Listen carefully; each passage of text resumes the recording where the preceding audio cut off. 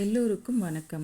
நம்ம இப்போ இந்த வீடியோவில் எதை பற்றி பார்க்க போகிறோம்னா, பணம் குறையவே குறையாமல் வந்துக்கிட்டே இருக்கிறதுக்கு என்ன செய்யணுங்கிறத தான் பார்க்க போகிறோம். அதுக்கு முன்னாடி நம்ம சேனலை நீங்கள் முதல் தடவையாக பார்க்குறதா இருந்தால் மறக்காமல் சப்ஸ்கிரைப் பட்டன் கிளிக் பண்ணிக்கோங்க. அப்படியே அது பக்கத்தில் இருக்க பெல் ஐக்கானையும் ப்ரெஸ் பண்ணிக்கோங்க.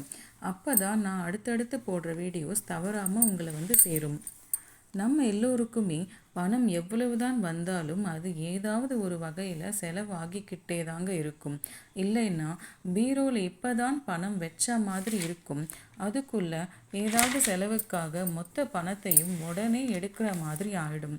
எப்போவுமே பீரோலையும் சரி, நம்ம மணி பர்ஸ்லையும் சரி, எடுக்க எடுக்க பணம் வந்துக்கிட்டே இருக்கிறதுக்கு இந்த டிப்ஸை ஃபாலோ பண்ணி பாருங்கள்.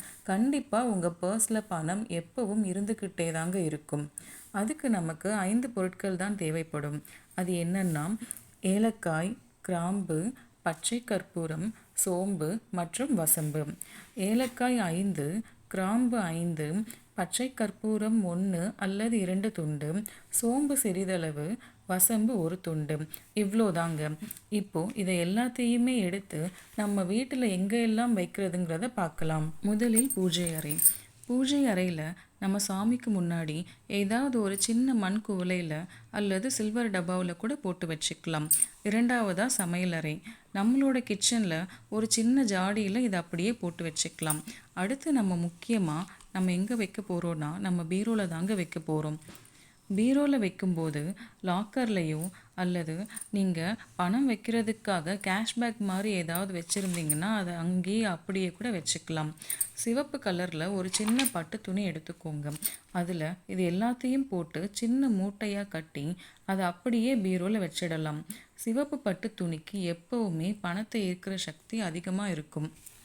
அப்புறம் தொழில் செய்கிறவங்க தொழில் இடங்களில் கூட இதை மாதிரி ஒரு சின்ன டப்பாவில் போட்டு கல்லாப்பெட்டியில் வச்சுக்கலாம்.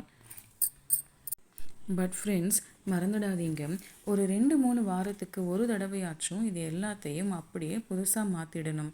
வாசனை போன பின்னாடியும் இதை அப்படியே வச்சிருக்கக்கூடாது.